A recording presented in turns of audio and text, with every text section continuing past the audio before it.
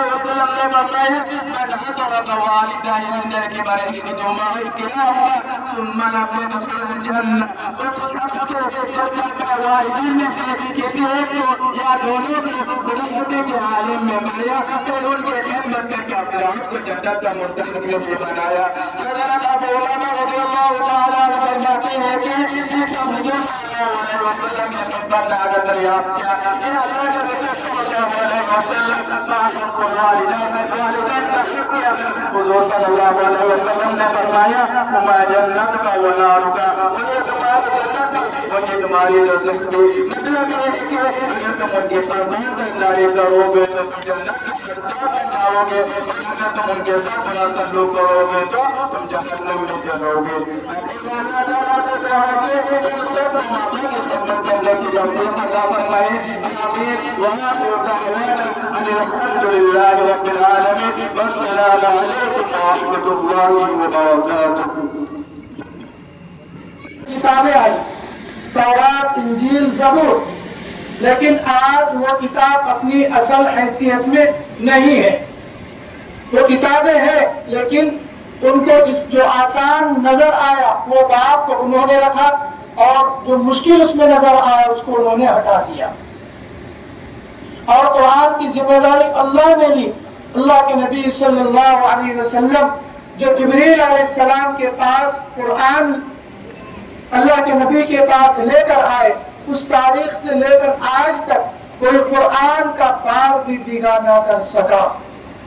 قرآن کی آیتیں بدلنے تو بہت دور کی بات ہے، قرآن کا ایک جزم، ایک زبر، ایک زیر، ایک پیش بھی جو جبریل روح الامین لے کر آئے، آج تک بھی وہی قرآن ان 16 استادوں نے پڑھا، اور قیامت کی صبح تک جتنے بھی پڑھیں گے یہی قرآن پڑھیں گے۔ سب الحمدللہ رب العالمین پڑھیں گے، الحمدللہ رب العالمین کوئی نہیں پڑھے گا۔ یہ اللہ کی شان ہے۔ اور ایک فضیلت قرآن کے تعلق سے نبی پاک صلی اللہ علیہ وسلم نے فرمایا کہ تورات، انجیل اور زبور صرف نبیوں کو یاد